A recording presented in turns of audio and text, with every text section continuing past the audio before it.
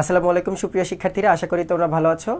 National university crash কোর্সের আরও একটি মেমোরাইজিং এবং গ্রামার, একই সাথে মেমোরাইজিং এবং গ্রামার ক্লাসে তোমাদের সকলকে স্বাগত জানাচ্ছি। আমি মোহাম্মদ তন্ময় সরকার, ইংরেজি বিভাগ, ঢাকা বিশ্ববিদ্যালয়। আজকের ক্লাসে আমরা পড়ব মূলত তোমাদের দুইটা টপিক, একটা হচ্ছে লিটারেচার পার্ট থেকে যে তোমাদের প্রশ্নটা হয় সেইটা, এবং আর একটা পড়ব হচ্ছে ট্যাগ কোয়েশ্চেন। কারণ আমরা প্রশ্ন বিশ্লেষণ করে দেখেছি যে ট্যাগ কোয়েশ্চেন থেকে কিন্তু একটা প্রশ্ন ছিল এর আগের বছর, এবং লিটারেচার থেকে মোটামুটি 2-3টা মতন প্রশ্ন ছিল। তার কারণে এই দুইটা টপিকই কিন্তু গুরুত্বপূর্ণ। এটা কিন্তু আমাদের মোটামুটি বলো যে গ্রামার ক্লাস, মেমোরাইজিং ক্লাস দুটার শেষ ক্লাস, এবং এই কোর্সেরও আমাদের ইংলিশের শেষ ক্লাস। একটু মনোযোগ দিয়ে করবে। এবং আর একটা বিষয় যেটা তোমাদের ক্লাসের শুরুতেই বলতে চাই, সেটা হচ্ছে আমরা দেখেছিলাম যে একটা ফ্রেজাল ভার্ব এসেছিল, কিন্তু ফ্রেজাল ভার্ব কিন্তু প্রায় 1000 খানেক ফ্রেজাল ভার্ব আছে। তো এই একটা ফ্রেজাল ভার্বের জন্য এই কঠিন ফ্রেজাল ভার্ব সবার কাছেই কঠিন লাগে, খুবই মেমোরাইজিং করার সময়, মানে মেমোরাইজ করার সময়, মুখস্থ করার সময়। আমি নিজে অ্যাডমিশন ক্যান্ডিডেট হিসেবে এটা ফিল করেছি, অনেকেই ফিল করেছে। তো তুমি এখন ওইটার উপরে ফোকাস করে তোমার এই অল্প কয়েকটা দিন সময় নষ্ট করতে চাও নাকি গ্রামার পড়তে চাও, এটা পুরোটাই তোমার উপর নির্ভর করবে। তবে আমি বলবো যে ওটার পরিবর্তে তুমি অ্যাপ্রোপ্রিয়েট প্রিপোজিশনটা একটু পড়ো, এবং বেসিক যে গ্রামারের রুলসগুলো, বেসিক গ্রামার তো নতুন করে বিশেষ করে প্রিপোজিশনটা আর কি, প্রিপোজিশনটা বেসিকটা আর মনে হয় না অতটা ফর, অফ, উইথের ব্যবহার তোমাদের আলাদা করে পড়তে হবে। কারণ অনেক নিয়ম আছে, জাস্ট তুমি এমসিকিউ সলভ করো, এমসিকিউ আকারে হচ্ছে প্রিপোজিশনটা সলভ করে যাও, আর অ্যাপ্রোপ্রিয়েট প্রিপোজিশন যেগুলো শুধু বিগত বছরে এসেছে সেগুলো পড়ো। আর বাকি আমরা যে কয়েকটা পড়িয়েছি এগুলো পড়লেই ইনশাল্লাহ মোটামুটি বলা যায় যে আমরা ভালো একটা মার্ক পাবো, আশা করা যায়। তাহলে চলো আমরা লিটারেচার দিয়ে শুরু করি। দেখো, লিটারেচার পার্ট গুরুত্বপূর্ণ, কারণ আমরা দেখেছি এমসিকিউ এসেছে অন্য পার্টের চেয়ে বেশি। দেখো, এখানে মূলত যেগুলো নেওয়া হয়েছে প্রত্যেকটাই বিগত বছরে কোনো না কোনো জায়গায় এসেছে, এবং আমাদের চোখে মনে হয়েছে সবচেয়ে গুরুত্বপূর্ণ এগুলো। যদি আসে হয়তো এগুলো থেকে আসবে প্রশ্ন, যদি খুবই কঠিন করতে চাই তাহলে হয়তো বিসিএস এর প্রশ্ন থেকে দিবে, যদিও এগুলোও অনেকটাই বিসিএস এর প্রশ্ন থেকেও আসছে, প্লাস কমন হচ্ছে আমাদের অ্যাডমিশনের জন্য। চলো দেখি, শুরুতে হচ্ছে মোনোলগ। মোনোলগ জিনিসটা কি? মোনোলগ জিনিসটা হচ্ছে একটা long speech by one character in a play or movie. অর্থাৎ জিনিসটা বোঝার চেষ্টা করো, বিভিন্ন নাটকে বিশেষ করে তোমরা যে হিন্দি যে নাটকগুলো আছে, হিন্দি বা স্টার জলসা, এগুলোতে যে নাটকগুলো হয়, দেখবা যে একটা মহিলা বা নায়িকা দাঁড়িয়ে উনি হচ্ছে একা একাই অনেকক্ষণ কথা বলছে, বা উনি ওনার মনের মাঝের একটা কথা শোনা যাচ্ছে, এরকম কিন্তু অনেক সময় হয়। মূল কথা হচ্ছে একটা লং স্পিচ, অর্থাৎ একটা ক্যারেক্টার দিয়ে অনেকক্ষণ যে কথাটা বলে, একা একা কথা বলা, সেটা হচ্ছে মোনোলগ। এটার আর একটা ফর্ম আমরা পড়ি কি, সেটা হচ্ছে ডায়লগ। ডাই মানে কি? ডাই মানে দুই, লগ মানে কথা, তাহলে দুইজনের কথাকে বলি আমরা ডায়লগ। আর মোনোলগ হচ্ছে, তাহলে মোনোলগ জিনিসটা কি? একজনের কথা। এরপরে দেখো ট্র্যাজেডি। তোমরা সিরাজউদ্দৌলা নাটক পড়েছো, এটা কি? এটা একটা ট্র্যাজেডি নাটক, অর্থাৎ যে নাটকের এন্ডিংটা হচ্ছে দুঃখজনক সেটাকে আমরা বলি হচ্ছে ট্র্যাজেডি নাটক। তাহলে কি দেখো, a serious play with a sad ending. তাহলে এখানে মূল জিনিসটা কি? মূল জিনিসটা এখানে হচ্ছে এন্ডিংটা কিন্তু স্যাড হবে, এন্ডিংটা হ্যাপি হবে না, এন্ডিংটা হবে এখানে সবসময় স্যাড। এরপরে যাই, দেখো কমেডি। কমেডিতে তোমরা সবাই চেনো, কারণ কমেডি আমরা ফেসবুকে বা অন্যান্য সোশ্যাল মিডিয়া প্ল্যাটফর্মে কিন্তু প্রচুর পরিমাণ দেখি, যে ফানি ভিডিও টাইপের কমেডি জিনিসপত্র। বাট এটা একটা নাটকের একটা অংশ যেটাতে কমেডি করা হয় আর কি, হাস্যরস থাকে এখানে। অর্থাৎ এখানে হচ্ছে হ্যাপি এন্ডিং থাকে বা হাসাহাসি দেখবা অনেক বেশি পরিমাণে থাকে, সেটাকে আমরা বলি কমেডি। এরপরে দেখো প্রোটাগনিস্ট। প্রোটাগনিস্টের সোজা বাংলা হচ্ছে নায়ক। প্রোটাগনিস্টের সোজা বাংলা কি? নায়ক। অর্থাৎ মুভিতে যিনি হিরো, অর্থাৎ সেন্ট্রাল ক্যারেক্টার, অর্থাৎ মূল চরিত্র যিনি, বা একদম ইজি ভাষায় হচ্ছে নায়ক। নায়ককে বলা হয় হচ্ছে নাটকে প্রোটাগনিস্ট। তাহলে এটা খেয়াল করবা, নায়ক হচ্ছে প্রোটাগনিস্ট। এরপরে দেখো ক্লাইম্যাক্স। ক্লাইম্যাক্স জিনিসটা কেমন? প্রত্যেকটা মুভি, অর্থাৎ এরকম ছাড়া কোনো মুভি হয় না। একটা মুভি বা নাটকের একটা অংশ হচ্ছে যে এরকম, অর্থাৎ প্রথম থেকে এরকম একটা লেভেলে যায়, এই যে পিক পয়েন্টটা একদম মাথায় যে থাকে পিক পয়েন্ট, এই যে পিক পয়েন্টটা, এটাকে আমরা বলি হচ্ছে ক্লাইম্যাক্স। এটা হচ্ছে ক্লাইম্যাক্স বা মহা মুহূর্ত। অর্থাৎ তোমরা দেখো না, ওই যে বাংলা সিনেমায় তোমরা দেখেছো যে মুভির ক্লাইম্যাক্স কোনটা? নায়িকাকে তুলে নিয়ে যায় গুন্ডারা, তারপরে নায়ক গিয়ে ঢিসুম ঢিসুম করে, তারপরে পুলিশ এসে গুন্ডাদের ধরে নিয়ে যায়, মুভিটা শেষ হয়। তো এইটা নায়িকাকে যখন ধরে নিয়ে যায় আর মারামারি হয়, ওইটা হচ্ছে ক্লাইম্যাক্স। এবং পুলিশ যখন ধরে নিয়ে যায়, মুভি তখন ধীরে ধীরে একদম অন্তিম পর্বের দিকে চলে যায় এবং মুভি শেষ হয়। তো যখন টান টান উত্তেজনা মুভির, ওইটাকে আমরা বলি হচ্ছে ক্লাইম্যাক্স বা মহা মুহূর্ত। তাহলে ক্লাইম্যাক্স কি? Is related to drama. Climax জিনিসটা হচ্ছে নাটকের সাথে জড়িত, বা মুভিও বলতে পারো। It means point of greatest intensity, অর্থাৎ একদম টান টান উত্তেজনার সময়, এটা হচ্ছে ক্লাইম্যাক্স। এরপরে দেখো, এরপরে আমরা পড়বো হচ্ছে ফ্রান্সিসকো পেত্রাক। পেত্রাকের নাম তোমরা শুনেছ, পেত্রাক। পেত্রাককে, পেত্রাক হচ্ছে সনেটের জনক, অর্থাৎ উনি কিন্তু সনেট লেখা শুরু করেছিলেন, তো উনি হচ্ছে দ্য ফাদার অফ সনেট। তাহলে সনেটের জনককে, সনেটের জনক কিন্তু পেত্রাক। এটা কিন্তু ইংলিশ সনেট, বাংলা সনেটের কথা কিন্তু বলেনি। তারপরে দেখো, সনেট কন্টেইনস 14 লাইনস, এটা কিন্তু প্রশ্ন এসেছিল। সনেটে কয়টা লাইন থাকে? সনেটে থাকে হচ্ছে 14 লাইন।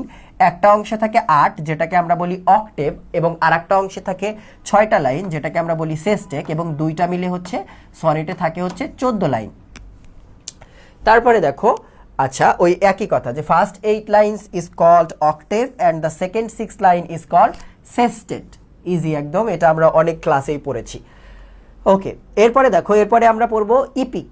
ইপিক জিনিসটা কি? ইপিক জিনিসটা হচ্ছে একটা long narrative poem, on kind of, যে মহাকাব্য। মহাকাব্য অর্থাৎ কাব্য কিন্তু কবিতা, অর্থাৎ এটা কিন্তু একটা পোয়েম বাট অনেক বড়, যেটাতে একটা পুরা ইতিহাস টাইপের একটা জিনিস থাকে। তাহলে অ্যান্ড ইপিক কি? ইপিক হচ্ছে মহাকাব্য। তারপরে দেখো ক্যান্টো। এই ক্যান্টো জিনিসটা হচ্ছে ইপিকেরই একটা জনরা, ইপিকেরই একটা হচ্ছে ডিভিশন বা ভাগ বলতে পারো, অর্থাৎ ক্যান্টো হচ্ছে ইপিক যে মহাকাব্য, মহাকাব্যেরই একটা পার্ট। তারপরে দেখো ইলিজি। ইলিজি জিনিসটা কি? ইলিজি জিনিসটা হচ্ছে এক ধরনের পোয়েম, যেটা হচ্ছে ল্যামেন্টেশন। ল্যামেন্টেশন মানে কি? শোক, অর্থাৎ শোকের গান। শোকের গান বা শোকের কবিতা, অর্থাৎ তোমরা দেখবা যে মানুষ মারা গেলে যখন দেখবা যে বিভিন্ন রকমের তা নিয়ে, মানুষের মৃত্যু নিয়ে বিভিন্ন গান রচিত হয়, সেই ধরনের জিনিসকে বলা হয় হচ্ছে এলিজি, অর্থাৎ মৌনফুল হচ্ছে পোয়েমগুলোকে বলা হয় হচ্ছে এলিজি। তারপরে দেখো ব্যালাড। ব্যালাড কিন্তু তোমরা বাংলাতেও পড়েছ। গীতিকা, আমরা বলি না গীতি কবিতা বা গীতিকা, অর্থাৎ গীতের ছোট বোন আর কি, গীতিকা, ওইটা হচ্ছে ইংলিশে হচ্ছে ব্যালাড। এটা কি? এক ধরনের romantic folk song. Romantic folk song কি? এইটা হচ্ছে ব্যালাড। এরপরে দেখো মিথ। মিথ মানে বলা হয় হচ্ছে অতি কথা। অতি কথা। মিথ হচ্ছে one kind of legend of the story of the ancient history, অর্থাৎ মিথ জিনিসটা কি? তাহলে হচ্ছে প্রাচীন হিস্ট্রির উপরে লেখা এক ধরনের লিজেন্ড বা অতি কথা, মিথ। এরপরে দেখো মাইথোলজি। গ্রিক মাইথোলজি সবচেয়ে বেশি ফেমাস, তোমরা শুনেছো। গ্রিক মাইথোলজি জিনিসটা কি? এটা হচ্ছে মাইথোলজি অর্থ লোককাহিনী। এটা কি? এটা হচ্ছে লোককাহিনী। লোককাহিনী is a study of various beliefs about god and goddesses. এখানে গড শব্দটা জি ছোট হাতের হবে, কারণ আমরা জানি সৃষ্টিকর্তা একজন বোঝালে জি বড় হাতের হয় এবং একাধিক বোঝালে জি কিন্তু ছোট হাতের হয়। তাহলে মাইথোলজি কি? যে যে দেবী এবং দেবতা এবং দেবীগণের সম্পর্কে যে বিশ্বাস থেকে যে আর কি এক ধরনের কাহিনী চলে আসছে, সেটাকে আমরা বলি হচ্ছে মাইথোলজি। এরপরে দেখো স্যাটায়ার। স্যাটায়ার মানে কি? স্যাটায়ার মানে হচ্ছে হাস্যরস, কোনো কিছুকে ব্যঙ্গ করা। যেমন তোমরা পড়েছো হচ্ছে বুড়ো শালিকের ঘাড়েরও। তারপরে যদি তোমাদের ইংলিশ বইয়ের কথা বলি, সেই জায়গায় তোমরা পড়েছো রবীন্দ্রনাথ ঠাকুরের হচ্ছে তোতা কাহিনী পড়েছো, যেটা ইংলিশ ট্রান্সলেশন তোমরা ইংরেজি বইয়ে পড়েছো। এটা কিন্তু অন কাইন্ড অফ স্যাটায়ার, অর্থাৎ সমাজের কোনো একটা বাজে জিনিস বা কোনো একটা রাজনৈতিক ব্যক্তি হতে পারে বা অন্য যে কোনো সমাজের ইলনেস হতে পারে, সেইটাকে কি করা হয়? ব্যঙ্গ করে যে লেখা, ওইটা হচ্ছে satire. Is a type of literary device where an author ridicules. Ridicules মানে কি? হাস্যরস করা বা উপহাস করা স্পেসিফিক পিপল, অর্থাৎ কোনো একটা নির্দিষ্ট জনগোষ্ঠীকে হাস্যরস করবে, গ্রুপকে, অথবা সাম অ্যাসপেক্ট অফ সোসাইটি, অর্থাৎ সমাজের কোনো একটা লক্ষ্য বা উদ্দেশ্যকে হচ্ছে স্যাটায়ার করে। ফিনিক্স। ফিনিক্স শব্দটা তোমরা অনেক জায়গায় শোনো। ফিনিক্স একটা গ্যাসের ঔষধ পাওয়া যায়। ফিনিক্স হচ্ছে একটা মিথোলজিক্যাল পার্টও, আবার ওয়ান কাইন্ড অফ একটা হচ্ছে বার্ড। ফিনিক্স কিন্তু মূলত এক ধরনের বার্ড, যে বার্ডটা পুড়ে গিয়ে ছাই হয়ে যায় এবং ছাই থেকে আবার তাজা হয়, ওইটাকে বলা হয় হচ্ছে ফিনিক্স পাখি। এরপরে দেখো the rime of the ancient mariner. এটা তো তোমরা পড়েছো যে rime of the ancient mariner ছিল কিন্তু বইয়ে, মাত্র 2টা লাইন ছিল। যে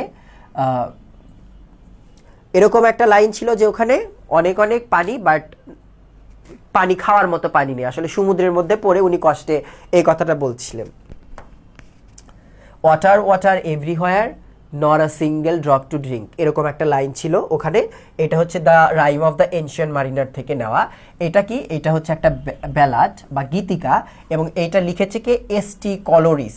তাহলে এখানে অনেকগুলো তথ্য। রাইম অফ এনশিয়েন্ট ম্যারিনার হচ্ছে একটা ব্যালাড, এবং এটা লিখেছে হচ্ছে স্যামুয়েল টেইলর কলোরিস, বা সংক্ষেপে আমরা ওনাকে বলি হচ্ছে এসটি কলোরিস।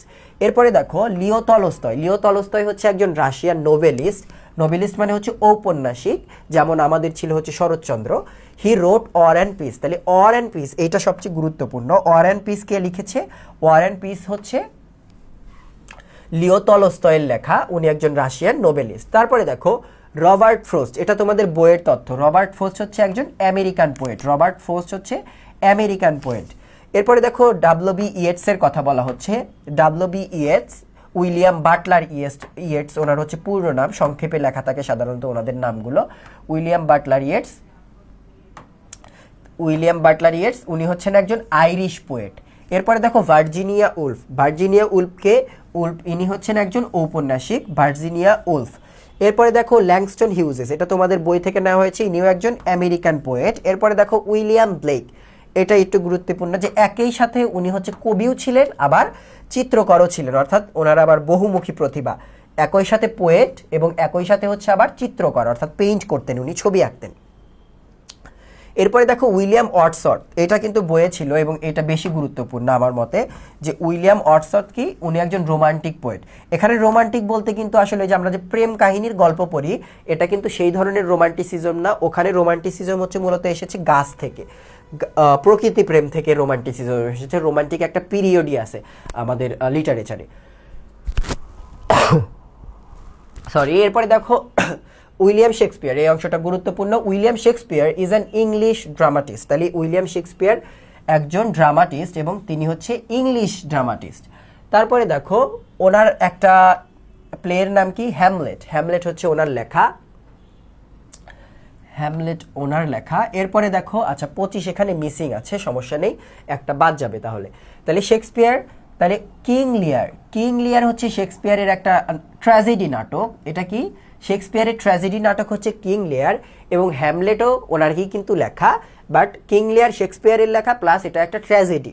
তারপরে দেখো the merchant of Venice is written by William Shakespeare. তাহলে দ্য মার্চেন্ট অফ ভেনিস এটা কি লিখেছে, উইলিয়াম শেক্সপিয়ার। তারপরে দেখো Romeo and Juliet. Romeo Juliet কি, রোমিও জুলিয়েট কিন্তু একটা ট্র্যাজেডি, এটা একটা ট্র্যাজেডি। তারপরে দেখো এইটা অনেকবার পরীক্ষায় এসেছে, এই এখন যেটা আমরা পড়বো, জর্জ অরওয়েলের যে তোমরা অ্যানিম্যাল ফার্ম মুভি হয়তো দেখতে পারো বা বই পড়তে পারো।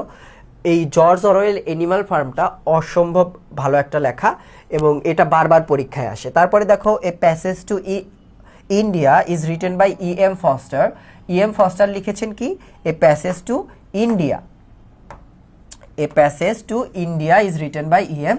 ফস্টার। তারপরে দেখো এইটা তোমাদের ন্যাশনাল ইউনিভার্সিটিতেই এসেছিল, Rabindranath Thakur won Nobel prize for poetry. তাহলে রবীন্দ্রনাথ ঠাকুর নোবেল প্রাইজ পেয়েছিল, এটা আমরা সবাই জানি, এবং বাংলাতেও আমরা শুনেছি গীতাঞ্জলি কাব্যের জন্য।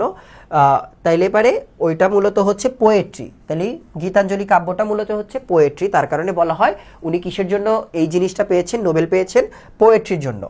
তারপরে দেখো এই যে এই জিনিসটা আসে পরীক্ষায়, এই জিনিসটা সরাসরি না আসলে ওনার লেখা আসে ভয়েস টু লিলিপুট। এটা কার লেখা, জনাথন সুইফটের। আমরা আর একটা পাবো জনাথন সুইফটের, যেটা পরীক্ষায় অনেক বেশি আসে। দেখো ক্রাইম অ্যান্ড পানিশমেন্ট, এটা কার লেখা, এটা হচ্ছে দস্তয়েভস্কির লেখা। ক্রাইম অ্যান্ড পানিশমেন্ট এটা হচ্ছে একটা নোভেল বা উপন্যাস। এই যে এইটা পরীক্ষায় আসে, যেটা আমরা বলছিলাম কিছুক্ষণ আগে, যে গলিভার্স ট্রাভেল। গলিভার্স ট্রাভেল তোমরা মুভি দেখেছো, অনেক দেখা যায় যে ওনার এমন ছোট ছোট একটা মানুষের জগতে উনি চলে যায় এবং দেখা যায় ওনাকে ওনারা হচ্ছে শত্রু মনে করে ওনাকে হচ্ছে মাটির মধ্যে একদম পুঁতে কি বলে ওটাকে, বিভিন্ন নল খাগড়া দিয়ে ওনাকে মাটির মধ্যে আটকে রাখার চেষ্টা করে। দেখেছো তোমরা এটা, এটা হচ্ছে গলিভার্স ট্রাভেল। 35 দেখো the author of Harry Potter book is J.K. রলিংস। এই মহিলা এই বই লেখার পরে বিভিন্ন পাবলিশারের কাছে গিয়েছিল এই বইটা নিয়ে, বাট প্রত্যেকবারই উনি রিজেক্ট হয়েছেন। বাট এটা মনে হয় পৃথিবীর বেস্ট মানে বলা যায় যে বেস্ট সেলিং বুকের মধ্যে আছে, এত বেশি বিক্রি হয়েছে এটার কপি। তো শুরুতেই কোনো কিছুতে রিজেক্টেড হলে হতাশ না হওয়া ভালো, এটা এই মহিলা প্রমাণ করেছেন, J.K. রলিংস, গুরুত্বপূর্ণ। এরপরে দেখো দ্য মার্চেন্ট অফ ভেনিস। আচ্ছা মার্চেন্ট অফ ভেনিস দুইবার চলে এসেছে, এটা একটু ঢেকে দিই। Merchant of Venice merchant of Venice by William Shakespeare, এটার দরকার নেই, ডাবল হয়ে গেছে এটা। এরপরে দেখো Homer's Iliad is an epic, তাহলে হোমারের লেখা ইলিয়াড যে লেখাটা ছিল এটা কিন্তু কি, হোমারের ইলিয়াডটা হচ্ছে একটা ইপিক। ইপিক আমরা কিছুক্ষণ আগে পড়লাম না, ইপিক কি? ইপিক কিন্তু আমরা মাত্রই পড়েছি। ইপিক অর্থ হচ্ছে মহাকাব্য বা লং ন্যারেটিভ পোয়েম। তারপরে দেখো প্যারাডাইস লস্ট, এটা ইম্পর্টেন্ট। প্যারাডাইস লস্ট এটা কার লেখা?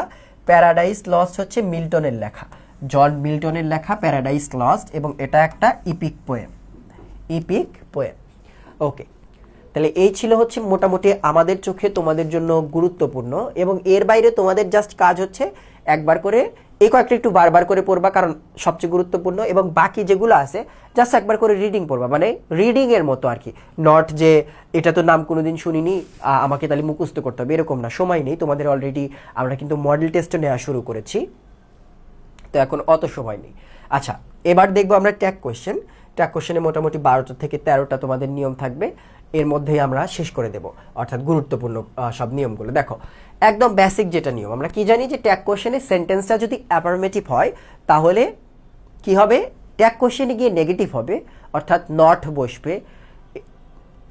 আর যদি নেগেটিভ হয় তাহলে কি হবে? অ্যাফার্মেটিভ ফরম্যাটে যাবে এটা। চলো দেখি, বাক্যটি অ্যাফার্মেটিভ হলে ট্যাগ কোয়েশ্চেনে এটি কি হবে? নেগেটিভ হবে, এবং বাক্যটিতে অক্সিলারি ভার্ব থাকবে, সেই অক্সিলারি ভার্বটি ট্যাগ কোয়েশ্চেনে ব্যবহৃত হবে, এবং একাধিক যদি অক্সিলারি ভার্ব থাকে তাহলে প্রথমটি নিতে হবে। এই নিয়মটা গুরুত্বপূর্ণ যে একাধিক যদি অক্সিলারি ভার্ব থাকে তাহলে কোনটা নিবা? তুমি প্রথমটা নিবা। একাধিক অক্সিলারি ভার্ব থাকলে প্রথমটি নিবা, অর্থাৎ দুইটা অক্সিলারি ভার্ব পরপর আছে, এখানে একটা এখানে একটা, তোমাকে প্রথমটা কিন্তু নিতে হবে। চলো, এটা প্রথম নিয়ম যে অ্যাফার্মেটিভ থাকলে ট্যাগ কোয়েশ্চেনে নেগেটিভ হবে। দেখো, for the boys the task was easy, তাহলে দেখো বলছে ছেলেদের জন্য এই কাজটা ছিল খুবই সহজ, তাহলে মূল বাক্যের অংশ হচ্ছে দ্য টাস্ক ওয়াজ ইজি। তাইলে আমরা কি বলা হয়েছে এখানে? যে অক্সিলারি ভার্ব যেটা থাকবে সেটাই জাস্ট আমাকে পিক করতে হবে। তাহলে এখানে আমরা অজ নেব, তাহলে অজ নিলাম। তার আগে খেয়াল করতে হবে অজ আমরা পিক করব, ঠিক আছে, বাট আমাদের সাবজেক্ট খেয়াল করতে হবে। সাবজেক্ট যদি প্লুরাল হয়ে যায় তাহলে এটা কিন্তু আবার ওয়ার হয়ে যেতে পারে। দেখো দ্য টাস্ক মানে একটা টাস্কের কথা বলছে নির্দিষ্ট, তার কারণে কি এটা সিঙ্গুলার, সিঙ্গুলারের সাথে অজ বসে, এবং বাক্যটা অ্যাফার্মেটিভ হওয়ার কারণে এবার কি বসবে? নেগেটিভ বসবে, তাহলে অজেন্ট হবে, অজেন্ট ইট, এটা বসবে আমাদের, অজেন্ট ইট বসবে। তাহলে দেখো এখানে অজেন্ট ইট কোনটাতে আছে? এই যে অজেন্ট ইট আছে হচ্ছে আমাদের এইটাতে, এইটাতে হচ্ছে আমাদের অজেন্ট ইট আছে। এখন যদি এখানে ডাট টাস্ক না থেকে ম্যানি টাস্কস অর্থাৎ প্লুরাল থাকলো তাহলে কিন্তু ওয়ারেন্ট কি হতো? ওয়ারেন্ট দেই হয়ে যাইতো, কিন্তু দিস বা দেই হয়ে যাইতো, কারণ এগুলো হচ্ছে বস্তুবাচক জিনিস। 2 নাম্বার দেখো, বাক্যটি নেগেটিভ হলে ট্যাগ কোশ্চেনটি কি হবে? অ্যাফার্মেটিভ হবে, অর্থাৎ অ্যাফার্মেটিভ হলে নেগেটিভ, নেগেটিভ হলে অ্যাফার্মেটিভ, জাস্ট খালি অপোজিট। দেখো I don't like talking in the class, আমি ক্লাসে কথা বলতে পছন্দ করি না। তাইলে দেখো এখানে নট দেওয়া আছে, মানে নেগেটিভ অলরেডি বোঝাই যাচ্ছে। এখন নেগেটিভের জন্য তাহলে কি করতে হবে আমাকে? তাহলে প্রথমে বোঝা যাচ্ছে ডুটা আমার আসলো, এখন ডু হবে না ডাজ হবে, এটা সাবজেক্টের উপর ডিপেন্ড করবে, বাট তোমার প্রথমে সহজের জন্য প্রথমে আমরা জাস্ট যেটা আছে ওটাই পিক করব। এরপরে দেখো নট দেওয়া যাবে না, কারণ এখানে নট আছে, নেগেটিভ থাকলে পজিটিভ হবে, অ্যাফার্মেটিভ হবে, অর্থাৎ আমি এটা নট দেবো না। এখন আমরা দেখবো সাবজেক্ট কোনটা, সাবজেক্ট আই। এখন আই এর সাথে ডু বসে না ডাজ বসে? ডুই বসে, তাহলে আই এর সাথে ডু বসে যেহেতু, তাহলে আর ডু চেঞ্জ করে ডাজ হবে না, তাহলে এটার অ্যান্সার হবে ডু আই। দেখো তাহলে এখানে ডু আই শুধুমাত্র একটাতেই আছে, সেটা হচ্ছে এ, ডু আই। তাহলে I don't like talking in the class, do I. অর্থাৎ বিষয়টা এরকম, আমরা বাংলায় বলি না যে এখানে এটারই জাস্ট বাংলা করি আমরা, আমি ক্লাসে কথা বলতে পছন্দ করি না, আমি করি, আমরা বলি না ওই যে অনেক সময় যে এখানেই দেখো যে আমি করি, আমি জিজ্ঞেস করছি, অর্থাৎ সরাসরি প্রশ্ন করছি না, বাট আমার কথার টোনটা বোঝার চেষ্টা করো। বলছি আমি ক্লাসে কথা বলতে পছন্দ করি না, তারপরে তোমাকে আমি বলছি আমি করি, মানে কি আমি করি না, অর্থাৎ আমি তোমাকে জাস্ট ওই অংশ দিয়ে প্রশ্ন করলাম যে আমি করি না। 3 নাম্বার দেখো, বাক্যে যদি অক্সিলারি ভার্ব না থাকে, অর্থাৎ এই দেখো এখানে অক্সিলারি ভার্ব আমরা পেয়েছিলাম অজ, তারপরে এই জায়গায় দেখো এই জায়গায় আমরা ডু অক্সিলারি হিসেবে পেয়েছিলাম। এখন যদি এরকম সরাসরি অক্সিলারি ভার্ব দেওয়া না থাকে, ডু অজ যেটাই বলো না কেন, যদি দেওয়া না থাকে তাইলে কিন্তু অক্সিলারি ভার্ব হিসেবে তোমাকে 3টা জিনিস নিয়ে আসতে হবে, ডু ডাজ অথবা ডিড, এটা টেন্সের উপর ডিপেন্ড করবে। পাস্ট হইলে ডিড, প্রেজেন্ট হইলে ডু অথবা ডাজ, এটা বসবে। আর যদি নেগেটিভ হয়, এটা যদি পজিটিভের ক্ষেত্রে, যে নেগেটিভ থাকলে পজিটিভে এটা বসাবা, আর ওইটার সাথেই জাস্ট যদি উল্টা তোমাকে যদি পজিটিভ অ্যাফার্মেটিভ দেওয়া থাকে তোমার নেগেটিভ করার সময় নট দিয়ে দিবা, জাস্ট এটাই। মানে মূল কথা আমাদের যে আমাদের অক্সিলারি ভার্ব থাকবে না এবং আমরা জাস্ট ডু ডাজ ডিডটা পিক করব, দ্যাটস ইট। দেখো এভরিথিং লুকড বিউটিফুল, অর্থাৎ সব কিছু ভালো দেখাচ্ছিল। এখন লুকড, দেখো লুকড জিনিসটা কিন্তু V2 ফর্মে আছে, তাইলে আমাদের বোঝা যাচ্ছে আমরা কি নেব অক্সিলারি ভার্ব হিসেবে, ডিড নেব। এখন দেখো বাক্যটা কি অ্যাফার্মেটিভ, তাহলে আমাদের এখানে কি হবে নেগেটিভ হবে। আমরা নিলাম হচ্ছে ডিডেন্ট, এইটাকে কিন্তু কনস্ট্রাকশন বসে, তাহলে ডিডেন্ট হলো, অর্থাৎ আমরা পুরোপুরি লেখার নিয়ম নেই, অর্থাৎ ডিড নট হবে না, ডিডেন্ট হবে, কনস্ট্রাকশন ইউজ করতে হবে তোমাকে। তারপরে দেখো কনস্ট্রাকশন তো করলাম, ওকে। আচ্ছা, তারপরে আমাদের হচ্ছে অংশের কাজ, এই যে এইটা নিয়ে। এখন হচ্ছে সাবজেক্ট, কিন্তু সাবজেক্ট এভরিথিং থাকলে কি আমরা এভরিথিং বসাতে পারবো? ডিডেন্ট এভরিথিং, এটা কোনোদিন হয়? এটা কিন্তু কোনোদিন হয় না। তাহলে দেখো প্রথমে আমরা বাদ দিই, দেখি ইলিমিনেট করি। প্রথমে দেখো ডিড নট, যেহেতু আমরা বলেছি অ্যাফার্মেটিভ থাকলে নেগেটিভ হয়, তাহলে নেগেটিভ যেটাতে নাই সেটা বাদ। তারপরে দেখো আবার বলেছিলাম যে ডিড, যেহেতু আমরা জানি শিওর হবে, ডিড যেটা নাই সেটাতে বাদ। তাহলে এখন ডিডেন্ট দেই হবে না, ডিডেন্ট ইট হবে। এভরিথিং আমরা তোমাদের সাবজেক্ট ভার্ব এগ্রিমেন্টের ক্লাসে পড়িয়েছি, everything, everybody, nothing, no one, এরকম জিনিসগুলো সাধারণত কি অর্থে ব্যবহৃত হয়? সিঙ্গুলার। এগুলা কি সিঙ্গুলার। এখন সিঙ্গুলারে কি দেই বসে না ইট বসে? তোমরাই বলো। সিঙ্গুলারে কি বসে? সিঙ্গুলারে কিন্তু বসে আমাদের হচ্ছে এইটা, এই যে এটা ইট বসে। সিঙ্গুলারের সাথে কি বসে? সিঙ্গুলারের সাথে বসে হচ্ছে ইট। সিঙ্গুলারে কি বসে? ইট বসে, দেই বসবে না, দেই প্লুরালের জন্য। ওকে, 4 নাম্বার নিয়ম দেখো, এটা হচ্ছে নিডের নিয়ম। যদি তোমার এই ট্যাগ কোশ্চেনের ক্ষেত্রে শুরুতে দেখো যে নিড ভার্বটা আছে, নিড এই ফর্ম থাকতে পারে, এই ফর্মে থাকতে পারে, বা পাস্ট ফর্মে থাকতে পারে, যে ফর্মেই থাকুক না কেন কখনোই নিডেন্ট হবে না। নিডেন্ট কোনোদিন কিন্তু হয় না, নিডেন্ট কিন্তু হয় না, এটা খেয়াল করো, নিডেন্ট হয় না। কি হবে তাহলে? হবে হচ্ছে আমাদের এইটা, do not, does not, did not. অর্থাৎ নিড ভার্ব যদি থাকে ডু নট, ডাজ নট এবং ডিড নট হবে। কিন্তু একটা ক্ষেত্রে আবার নিড হতে পারে, দেখো কোথায় ছিলাম আমরা, কখনোই নিডেন্ট হবে না, do not, does not, did not, এগুলা যদি নিড থাকলে ডু, ডাজ, ডিড হবে। অর্থাৎ নেগেটিভ থাকলে এগুলো হবে শুধুমাত্র নিড নট, অর্থাৎ নিড নট যদি প্রশ্ন থাকে তাহলে নিড হবে। অর্থাৎ এত তেনা পেঁচানোর কিছু নেই। আমাদের কমন নিয়ম যদি নিড, নিডস, নিডেড এই তিনটা যদি থাকে তাহলে আমরা হচ্ছে অ্যাফার্মেটিভ নেগেটিভ অনুযায়ী কি লিখবো? Do not, does not, did not অথবা ডু, ডাজ, ডিড আমরা দেব। আর যদি নিড নটই থাকে অর্থাৎ নিডেন্ট, এইটাই যদি দিয়ে যদি তোমার ট্যাগ কোশ্চেন শুরু হয় তাহলেই শুধু নিড বসবে। তাহলে নিডেন্ট হওয়ার জন্য অর্থাৎ নিড বসার জন্য নিডেন্ট লাগবে, যদিও খুবই রেয়ার, কম আসে, কিন্তু যেটা কম আসে ওটাতে এত বেশি মাথা ঘামানোর দরকার নেই। ওকে, আমরা দেখি এবার আই নিড সাম বুক, আমার কিছু বই দরকার। দেখো নিড নট নেই, তার কারণে বোঝা যাচ্ছে আমাদের নিড ভার্ব বসবে না, প্রথমে এটা বাট। এখন সেন্টেন্সে আসছে নেগেটিভ, সরি পজিটিভ, অ্যাফার্মেটিভ আছে, আমি বারবার পজিটিভ বলছি, অ্যাফার্মেটিভ আছে, বাট এটাকে আমাদের কি করতে হবে? নেগেটিভ। তার মানে এটাতে নেগেটিভ নাই, বোঝাই যাচ্ছে ডোন্ট আই হবে, কারণ সাবজেক্ট হচ্ছে আই, নিড আছে প্রেজেন্ট ফর্মে, তার কারণে আমরা কি নিলাম? ডোন্ট নিলাম এবং সাবজেক্ট আই। 5 দেখো, আই এর পর এম থাকলে ট্যাগ কোশ্চেন এটা আরেন্ট অথবা এইন্ট হয়ে যায়, তবে এইন্টটা কিন্তু বর্তমানে ইউজ করা হয় না। বাট তোমরা ইংলিশ যদি মুভি দেখে থাকো দেখবা স্পিকিংয়ের ক্ষেত্রে ওরা কিন্তু এইন্ট অনেক বেশি ইউজ করে আর কি, এইন্ট খুবই কমন এখনো ইউজ করে, বাট গ্রামারের ক্ষেত্রে এইন্টটা একটু অপ্রচলিত হয়ে গেছে। তাইলে আই এম, আই এরপর যদি এম থাকে তাহলে আরেন্ট অথবা এইন্ট হবে, এইটাই হচ্ছে মূল নিয়ম। তাহলে দেখো আই অ্যাম লেট, এখন আরেন্টাই, এইটাই তো নাই, তাহলে আমরা বুঝতে এমএনটাই কোনোদিন হয় না, আরেন্টাই হতে পারে। ওকে, এখানে দুইটা আরেন্টাই চলে আসছে, এখানে দুইটা আরেন্টাই চলে আসছে, অর্থাৎ এই দুইটাই অ্যান্সার, এই দুইটাই অ্যান্সার, এম আই হবে না, কারণ এখানে হচ্ছে পজিটিভ, তার কারণে অ্যান্সার কোনটা? অ্যান্সার ভুলে দুইটা চলে এসেছে, তার কারণে দুইটাই অ্যান্সার। বাট পরীক্ষার হলে এরকম হবে না, এটা হয়তো মিস্টেকের কারণে চলে এসেছে অপশন থেকে দুটা। 6 নাম্বার নিয়মে যাই। দেখো এই শব্দগুলো একটু মুখস্থ করতে হবে কষ্ট করে, তোমরা পরিচিত শব্দ যদিও, ভয় পাওয়ার কিছু নেই। Hardly, scarcely, seldom.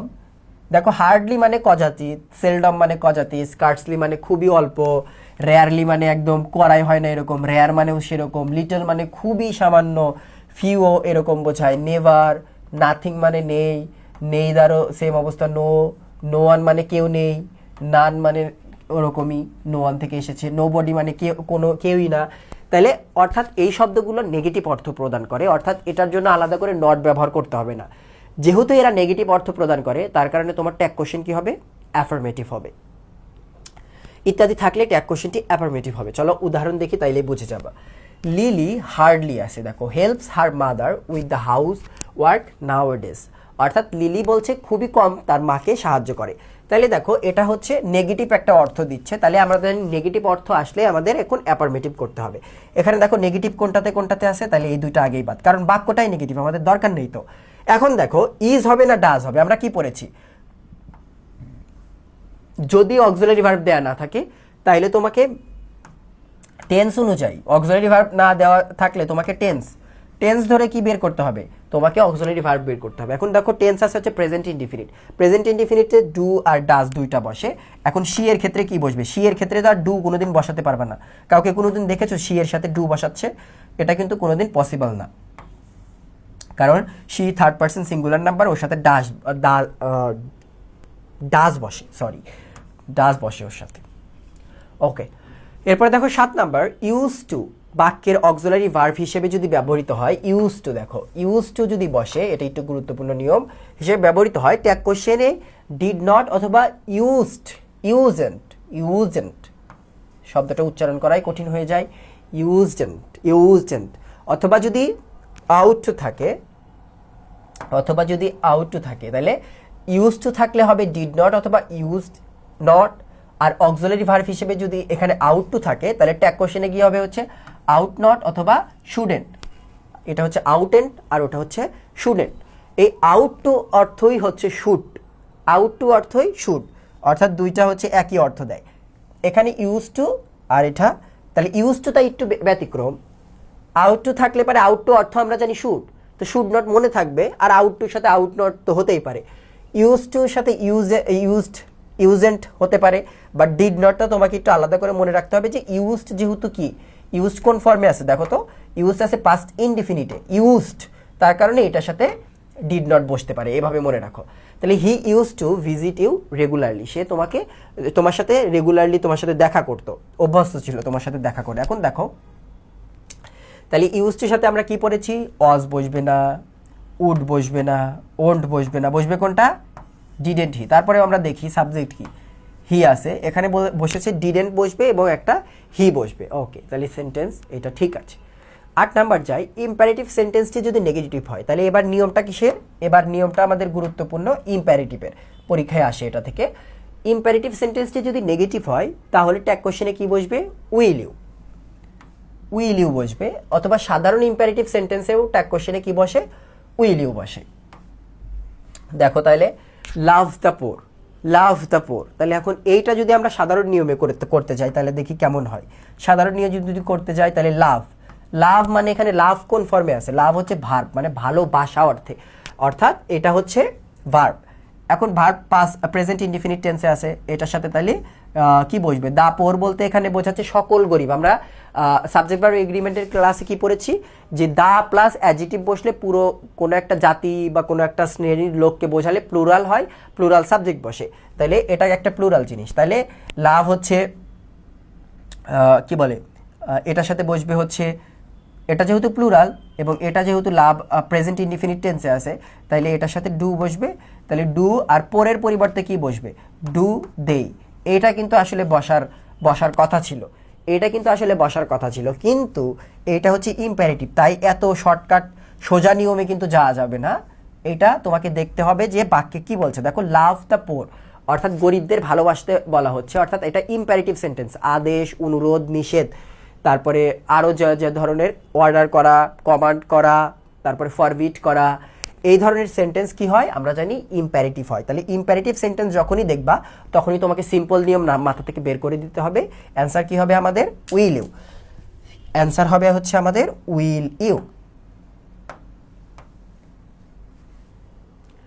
এরপরে দেখো ইম্পারেটিভ সেন্টেন্সে যদি লেটাস থাকে, অনেক গুরুত্বপূর্ণ, এটার ইম্পর্টেন্স বলে বোঝানো যাবে না।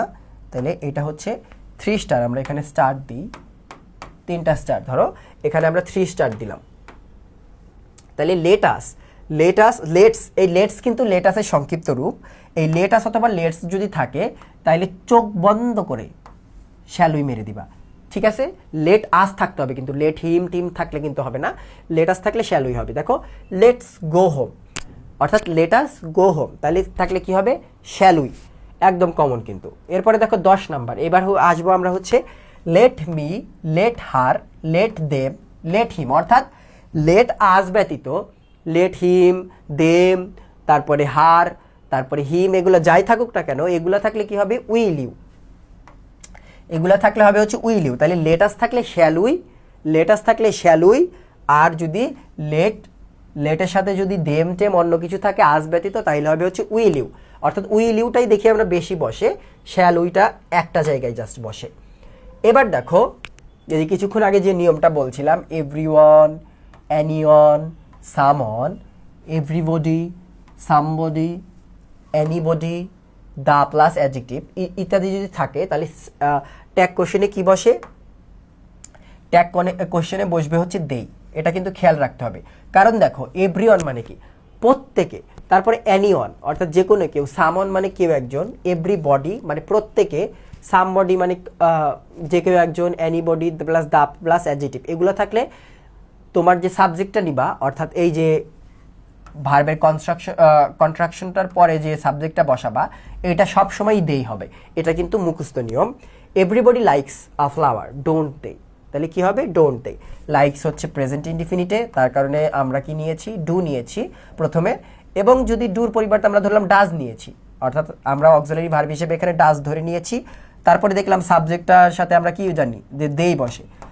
এখন দে এর সাথে তো আর ডাজ বসবে না, তাইলে আমাকে এবার মডিফাই করে কি করতে হবে? ইএসটা বাদ দিয়ে আমরা এবার ডাজ দিয়ে অ্যান্সার করবো, অর্থাৎ ডু নট দে, ডোন্ট দেই হবে, কারণ পজিটিভ বাক্য, অ্যাফার্মেটিভ বাক্য নেগেটিভ হবে। ওকে, 12 নাম্বার দেখো, বাক্যে যদি দেয়ার দ্বারা শুরু হয় এবং অন্যান্য সব নিয়ম ঠিক থাকে, তাহলে ট্যাগ কোশ্চেনে কি হবে? দেয়ারের জায়গায় দেয়ারই থাকবে, অর্থাৎ এই যে এই জায়গাটাতে দেয়ারের সাবজেক্টের ওই জায়গাটাতে যে দেয়ারই বসে, আর কেউ বসতে পারবে না। তাহলে দেখো দেয়ার আর ম্যানি স্কুলস, অর্থাৎ সেখানে অনেক স্কুল ছিল। তাহলে এখন দেখো আর আছে, অর্থাৎ অক্সিলারি ভার্ব আমাদের দেওয়াই আছে, তাহলে আমরা আর প্রথমে নিয়ে আসলাম, বাক্যটা পজিটিভ, তারপরে তার কারণে এখানে নটটা নিয়ে আসলাম। এরপরে দেয়ারের সাথে কি বসে? দেয়ার থাকলে দেয়ারই বসে, অর্থাৎ ইজিলি আমরা দেয়ারটা এখানে বসিয়ে দিলাম, আরএন্ট দেয়ার। ওকে, তাহলে এই ছিল তোমাদের আজকের ক্লাস। আশা করি এখানে না বোঝার মতো তেমন কোনো টপিক নেই, সবগুলো নিয়ম একদম কমনলি দেওয়া আছে। তোমার কাজ ক্লাস শেষে, তোমার কাজ প্রতি ক্লাসে যেটা বলি যে প্র্যাকটিস করো, এবং একদমই সময় নেই, সময় কিন্তু একদম শেষের দিকে, জাস্ট বোর্ড কোশ্চেন। বারবারই বলি যে বোর্ড কোশ্চেনের বাইরে, বোর্ড কোশ্চেন বলতে এখানে বোঝাচ্ছি বিগত বছরের অ্যাডমিশনের প্রশ্ন, এর বাইরে কিচ্ছু পড়ার দরকার নেই। বিগত বছরে যে জিনিসগুলো বারবার রিপিট হয়েছে ওগুলো আরও বেশি করে পড়ো। আশা করছি যদি প্রশ্ন প্যাটার্ন চেঞ্জ না করে, তোমাদের সাথে কোনো রকমের শয়তানি না হয়, তাহলে ইনশাল্লাহ সফলতা তোমাদের আসবেই। আজকের মতো ক্লাসটা এখানেই শেষ করছি। আল্লাহ হাফেজ।